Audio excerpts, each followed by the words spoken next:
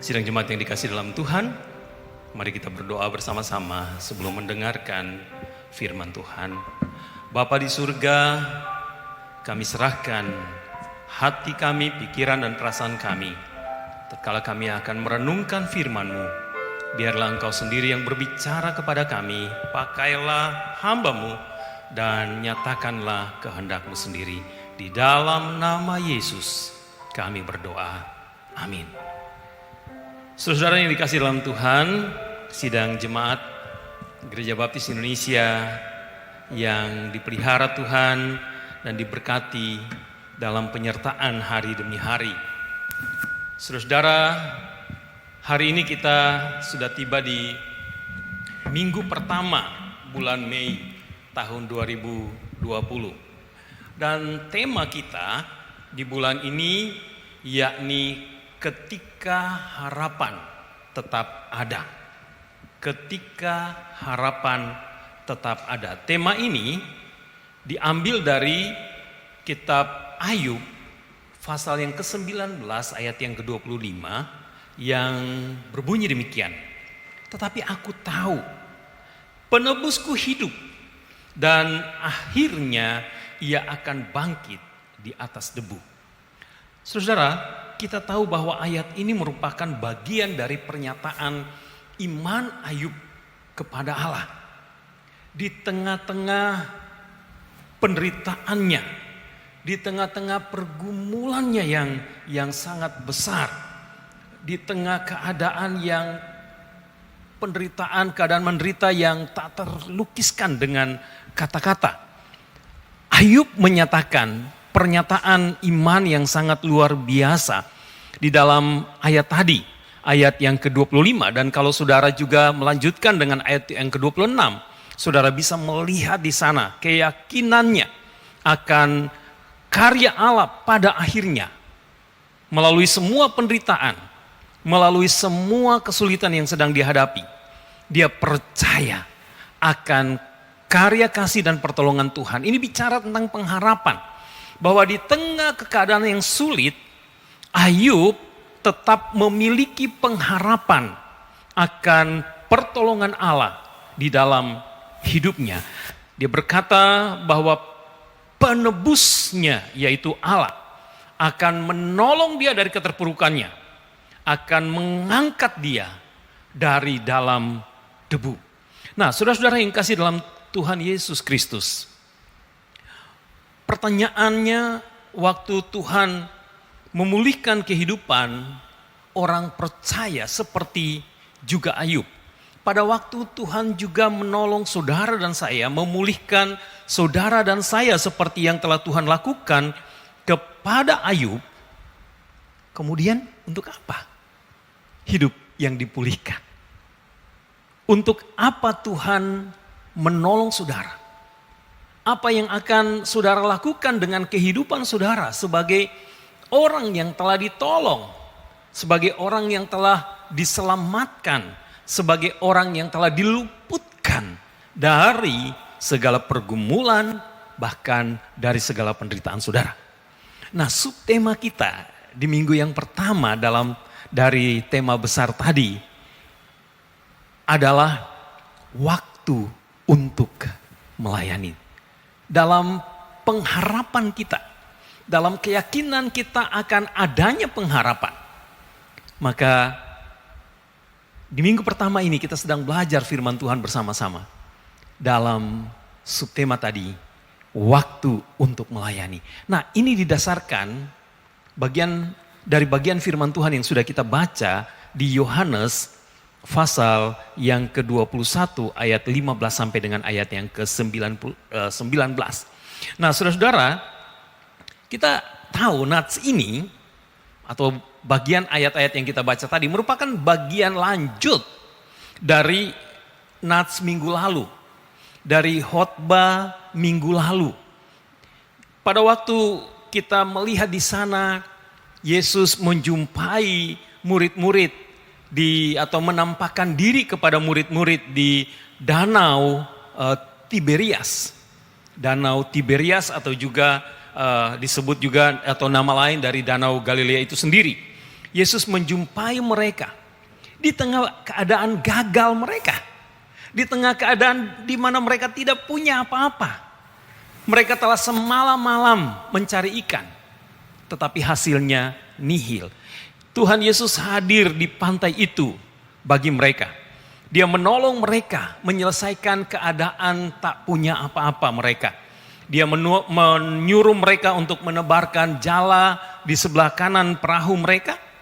Dan apa yang terjadi kemudian, Yohanes mencatat bahwa mereka mendapatkan ikan yang sangat banyak. Bahkan dalam ungkapan yang sangat luar biasa, Yohanes mengatakan sungguh pun demikian. Atau dengan kata lain, sungguh pun banyaknya ikan yang mereka dapati, jala mereka tidak koyak. Ini menggambarkan suatu karya kasih dan pertolongan Tuhan yang sempurna bagi mereka. Memenuhi kebutuhan mereka, keperluan mereka saat itu akan ikan. Tetapi juga berarti memberikan kepada mereka kepuasan akan karya dan kasihnya bagi mereka. Saudara-saudara yang kasih dalam Tuhan, setelah Yesus melakukan karya besarnya bagi mereka, kemudian dialog ini muncul. Yesus berbicara dengan Simon Petrus. Nah, tetapi harus menjadi catatan juga kepada kita, dan ini yang saya percaya, bahwa dialog itu bukan dialog yang bersifat personal. Yesus memanggil Simon Petrus terpisah dari murid-murid yang lain dan kemudian berbicara dengan mereka. Saya percaya dialog itu secara terbuka Yesus lakukan di tengah-tengah sarapan pagi yang mereka sedang nikmati bersama-sama. Artinya bahwa pernyataan-pernyataan Yesus dan pertanyaan-pertanyaan Yesus kepada Simon Petrus itu pun didengar oleh murid-murid yang lain. Dan mereka menyimaknya. Dalam dialog itu kita melihat di sana. Ada 3 kali Yesus menanyakan pertanyaan yang sama kepada Simon Petrus, anak Yonas atau anak Yohanes itu. Yakni, apakah engkau mengasihi aku lebih dari mereka ini? Dan 3 kali juga kita mendapati di dalam nats itu, Yesus memberikan perintah kepada Simon Petrus yang juga didengar oleh murid-murid yang lain. Katanya, gembalakanlah domba-dombaku. Suatu perintah yang menandakan Simon Petrus dan para murid harus mengambil bagian dalam pelayanan, yakni dalam penggembalaan kawanan domba, yaitu jemaat, yaitu orang-orang percaya, yaitu gereja. Nah, saudara lihat sekali lagi, tugas ini diberikan dan juga pertanyaan itu diberikan setelah Yesus menolong mereka. Setelah Yesus memberkati mereka, setelah Yesus memberikan kepada mereka pertolongan yang menyempurnakan hidup mereka, yang memenuhi pergumulan mereka, keresahan hati mereka karena tidak mendapat apa-apa, telah dipenuhi di dalam karya kasih Kristus kepada mereka. Nah, dari konteks ini saudara-saudara, kita akan belajar bersama-sama 3 hal penting yang menarik sekali yang harus kita sebagai orang Kristen selalu memperhatikannya. Pada waktu saudara dan saya juga dalam pengharapan penantian akan pertolongan Allah dalam hidup kita. Di saat kita sedang berada di tengah wabah yang membuat kita semua tergoncang dan takut. Kalau Tuhan telah menolong saudara, melepaskan saudara dari kenyataan yang menakutkan ini, dari keadaan yang meresahkan ini, dari persoalan yang sulit ini, apa yang akan kemudian saudara lakukan dengan hidup saudara? Nats kita dan subtema kita mengajak kita bicara tentang waktunya untuk melayani. Nah, alasan pertama hal pertama yang kita belajar di sini saudara, bicara tentang konteks nats yang tadi kita sudah baca, adalah kapan waktu untuk melayani? Ayat 15 berkata, sesudah sarapan Yesus berkata kepada Simon Petrus, dan kemudian selanjutnya di dalam bagian terakhir dari ayat 15 itu, apa yang Yesus katakan kepada Simon Petrus? Gembalakanlah domba-dombaku. Jadi perhatikan kalimat awalnya, yakni setelah atau sesudah sarapan. Nah, saudara-saudara yang kasih dalam Tuhan Yesus berbicara tentang waktu melayani, rasanya semua orang atau bicara tentang melayani, semua orang Kristen percaya. Semua orang Kristen menyadari pentingnya melayani. Bahkan orang Kristen sadar, semua orang Kristen sadar, saudara dan saya juga sadar bahwa melayani itu adalah kehendak dan panggilan Tuhan bagi kita semua sebagai orang percaya. Kita dipanggil bukan saja untuk diselamatkan, tetapi kita dipanggil untuk juga melayani. Kita dipanggil untuk menjadi berkat. Tetapi yang menjadi pergumulan selanjutnya adalah dalam banyak kehidupan kita sebagai orang Kristen adalah soal kapan. Jadi hal yang pertama yang kita pelajari, yakni bicara tentang kapan waktu untuk melayani. Nah, berbicara soal melayani, saudara-saudara, semua orang Kristen menyadari bahwa ini sesuatu yang harus dilakukan. Bahkan semua orang Kristen percaya bahwa melayani adalah kehendak Allah dan panggilan Allah bagi kita semua sebagai orang percaya. Tetapi yang menjadi pergumulan bagi banyak orang Kristen bukan soal kesadaran akan pentingnya melayani atau keyakinan bahwa panggilan merupakan kehendak Allah baginya, tetapi semua orang bergumul soal waktu melayani. Kapan waktunya? Sebaiknya kapan saya mulai ambil bagian dalam melayani? Dalam hal ini kita sering menjumpai bahwa soal waktu menjadi kendala utama. Soal waktu menjadi problem. Artinya ada banyak orang Kristen yang merasa tidak punya waktu. Ada banyak orang Kristen yang merasa bahwa ini bukan waktu yang tepat untuk melayani dan atau ambil bagian di dalam melayani. Nah, belajar dari nas ini, saudara, bahwa Tuhan Yesus berbicara dengan Simon Petrus, bertanya tentang kasihnya kepada dia, bahkan kemudian memberi kepadanya suatu perintah untuk melayani, untuk menggembalakan kawanan domba, terjadi sesudah Yesus memberikan kepada mereka sarapan. Dan kita sangat ingat ayat ini, ayat atau perikop ini karena minggu lalu kita baru belajar bersama-sama, kita tahu konteksnya. Bahwa di tepi atau di pantai Danau Tiberias ini, Yesus memberi sarapan kepada murid-murid ketika mereka tidak punya apa-apa. Ketika mereka gagal, ketika mereka tidak menangkap ikan walaupun telah semalam-malaman mereka bekerja untuk mencari ikan. Mereka gagal. Ketika mereka tiba di pantai, Alkitab berkata kepada kita bahwa mereka kemudian menyaksikan Yesus telah menyediakan roti dan ikan di atas bara. Saudara-saudara, kebenaran ini penting untuk kita mengerti. Bahwa murid-murid menikmati sarapan pagi itu bukan merupakan bagian dari karya mereka semata-mata, tetapi merupakan bentuk karya kasih, anugerah, bahkan mujizat, keajaiban Allah bagi mereka. Kalimat yang digambarkan kepada kita tentang situasi itu adalah bahwa mereka mendapatkan banyak ikan.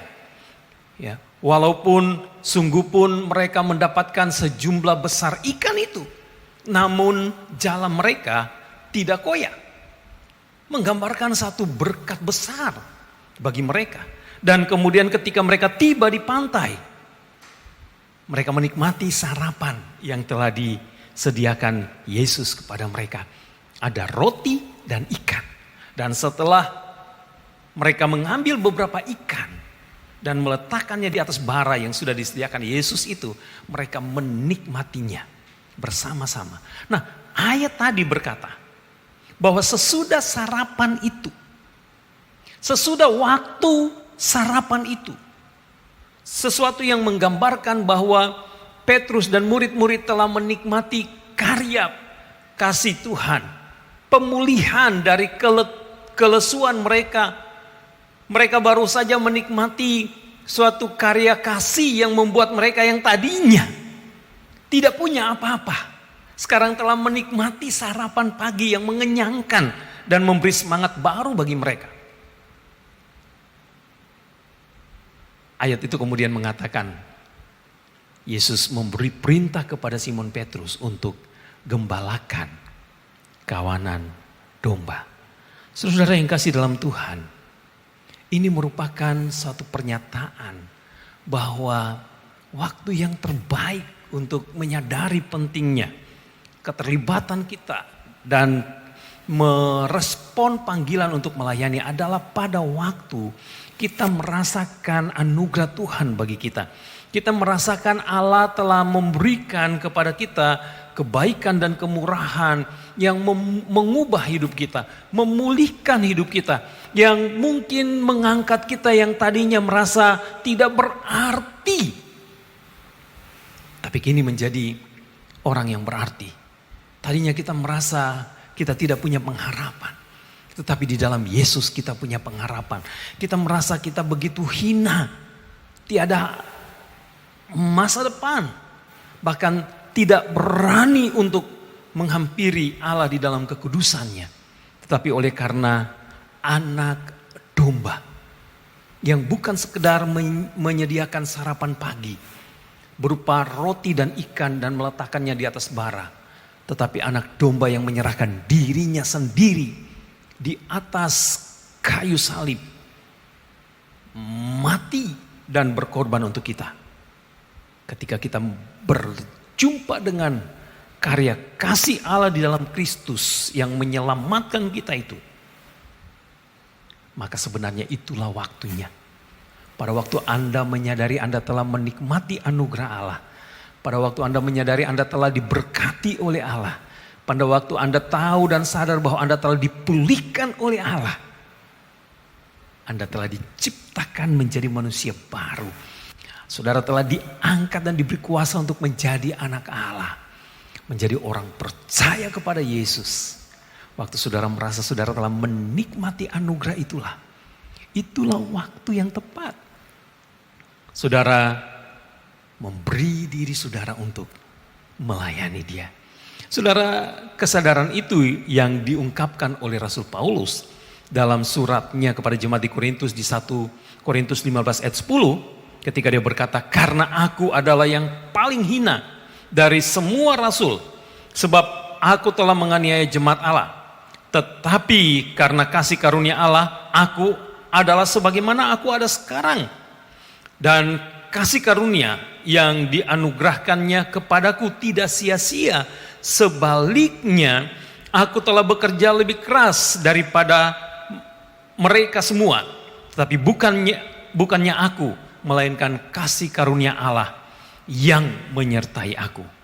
Pertanyaannya, apakah Anda merasakan bahwa Anda telah menikmati anugerah kasih Kristus bagi hidup saudara? Apakah Anda merasa bahwa Anda telah menikmati berkat Allah dalam hidup saudara? Anda telah menikmati perjumpaan dengan Kristus. Dan kalau itu sudah terjadi, maka saudara harus ingat, itulah waktunya. Ketika itulah Anda juga harus menyerahkan hidup Anda untuk melayani kawanan domba Allah. Nah, yang kedua, dari ayat-ayat ini saudara, ketika saudara perhatikan ayat 15, 16 dan 17. Yang kedua kita melihat di sini ada dasar yang penting atau dasar utama untuk melayani. Kalau yang pertama kita bicara tentang kapan waktu melayani. Yang kedua, kita bicara tentang dasar utama untuk melayani. Perhatikan saudara-saudara, keseluruhan Alkitab mengajarkan kita, dan dalam nats ini kita juga melihat kebenaran penting bahwa melayani itu bukan sekedar suatu tugas. Melayani bukan hanya sekedar suatu upaya untuk melaksanakan tanggung jawab yang dipercayakan karena struktur dan kedudukan saudara di dalam konteks gereja. Tetapi pelayanan harus dimulai dan didasari, bahkan digerakkan oleh kasih. Mengapa demikian? Kita membaca di dalam ayat tadi, Yesus bahkan 3 kali bertanya kepada Simon Petrus sebelum dia mengutusnya, sebelum dia memintanya, sebelum Yesus memerintahkannya untuk melayani dan untuk mengembalakan. Yesus bertanya tentang kasihnya kepadanya. 3 kali pertanyaan itu diberikan kepada Simon Petrus. Kasih adalah dasar pelayanan yang penting. Kasih adalah satu-satunya dasar terbaik dan alasan terbaik bagi saudara dan saya untuk terus setia melayani Tuhan. Karena apa? Karena Allah pun melayani kita dan bahkan menganugerahkan putra tunggalnya Yesus Kristus kepada kita untuk menyelamatkan isi dunia ini dari dosa. Adalah karena kasih. Yohanes 3:16 mengatakan, karena begitu besar kasih Allah akan dunia ini, sehingga ia telah mengaruniakan anaknya yang tunggal, supaya setiap orang yang percaya kepadanya tidak binasa, melainkan beroleh hidup yang kekal. Dan kebenaran itu ditegaskan dan dikuatkan oleh Rasul Paulus ketika dia menulis surat kepada jemaat di Roma. Dalam Roma 5 ayat yang ke-8, firman Tuhan berkata di sana bahwa akan tetapi Allah menunjukkan kasih-Nya kepada kita oleh karena Kristus telah mati untuk kita ketika kita masih berdosa. Kedua ayat ini menegaskan dengan tepat atau menyatakan dengan tepat alasan terbaik kita melayani. Allah sendiri melayani kita di dunia ini. Allah sendiri mengutus Yesus Kristus karena Dia mengasihi kita. Bukan oleh karena kebaikan kita, bukan karena moralitas kita yang telah memenuhi standar Allah, sehingga Dia mengutus Yesus untuk mati bagi saudara dan saya. Tetapi semata-mata karena kasih. Kita juga melihat di dalam kitab Wahyu. Di dalam Wahyu pasal yang kedua ayat 4 dikatakan, jemaat Efesus dicela oleh karena mereka telah kehilangan kasih yang mula-mula untuk melayani. Mereka memang masih melakukan aktivitas-aktivitas, kegiatan-kegiatan pelayanan dan kegiatan-kegiatan kekristenan lainnya yang baik dan saleh. Tetapi mereka telah melakukan itu dengan kehilangan kasih yang mula-mula atau tanpa kasih. Oleh karena itu Yesus ketika mau memberikan perintah kepada Simon Petrus yang didengar oleh murid-murid yang lain. Artinya Yesus mau memberi perintah kepada semua orang percaya untuk pergi dan melakukan tugas-tugas pelayanan, untuk menggembalakan, untuk memelihara domba-domba Allah. Dia minta satu, kita pergi karena mengasihi. Perintah agungnya di dalam kitab Matius pasal yang ke-22 ayat 37 sampai dengan 30 sampai dengan ayat 40 memberi perintah itu. Kasihilah Tuhan Allahmu dengan segenap hatimu, segenap jiwamu, segenap kekuatanmu dan segenap akal budimu. Itulah hukum yang pertama dan terutama. Dan kasihilah sesama manusia seperti dirimu sendiri. Dasar pelayanan satu-satunya yang utama haruslah karena saudara dan saya mengasihi Allah dan mengasihi sesama. Itu sebabnya mengapa Yesus perlu 3 kali bertanya kepada Simon Petrus. Bukan sekedar karena Simon Petrus telah 3 kali menyangkal dia di dalam proses penyalipannya. Tetapi semata-mata karena Tuhan Yesus mau mengingatkan Petrus bahwa panggilannya dan tanggung jawabnya untuk melayani harus semata-mata didasarkan dan digerakkan oleh kasih-Nya kepada Tuhan dan kasih-Nya kepada sesama. Nah, kebenaran yang terakhir yang kita lihat dari bagian firman Tuhan ini, saudara-saudara, bicara tentang siapa yang harus dilayani. Ayat 15c 16C dan yang ayat 17 bagian akhir atau 17D mengatakan kepada kita dengan jelas siapa yang harus dilayani. Yesus bicara kepada Petrus dan didengar oleh murid-murid yang lain bahwa yang harus dilayani adalah domba-dombanya. Nah, ketika Yesus menekankan tugas ini, tugas penggembalaan, tugas pelayanan, tugas memperlengkapi, dan tugas untuk memenuhi kebutuhan dan keperluan domba, bahkan menjaga dan menyelamatkannya ini, Yesus memberi perintah supaya dilakukan dengan sungguh-sungguh. Murid-murid dalam hal ini, Simon Petrus harus melakukannya dengan sungguh-sungguh atas kawanan yang dipercayakan kepadanya.